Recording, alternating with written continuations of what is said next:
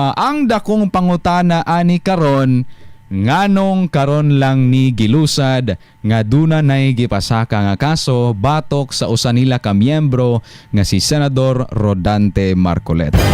Kadua, nganong didto ra pod sa kauluhan, partikular diha sa may EDSA People Power Monument, kini ba aron ipakita ang nga or itandi kasama dito sa nahitabo nga 1986 People Power Revolution. Ato abaning makita karon na napoy another EDSA People Power Revolution nga mahitabo.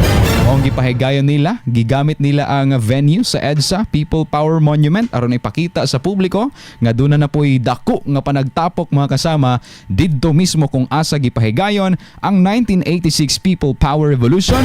Ug ang ikatulo nga pangutana ani karon kasama, nganong naay involved, nganong naay nalambigit ng apil-apil diha nga mga katawhang Pilipino raman dapat ang naa diha, nganong naay naapil, nganong naay na-involve nga mga political figures, especially particularly kadtong kanhi senador nga si Mike Defensor, or even naa karon mga kasama present sa maong rally si Senador Alan Peter Cayetano. RMN Kuskus Batikos. Maunay dakong question karon mga kasama nga di po mo mabasol ang pipila ka mga Pilipino nga maka-question kung call for accountability and transparency bagyod ang maong surprise rally sa Iglesia ni Cristo.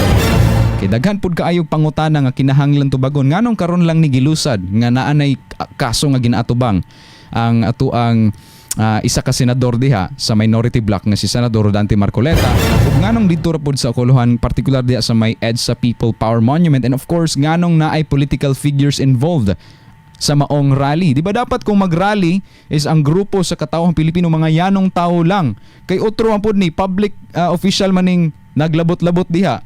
So nganong naapil sila, nga apil labot man sila sa ginareklamo karon nga dapat namoy accountability kamo tanan nga nagunit og posisyon diya sa gobyerno. Kinahanglan namo katubagan, kinahanglan namo og transparency kung unsa ginaunsa ninyo paggamit ang pondo sa katawhan. RMN Kuskus Batikos.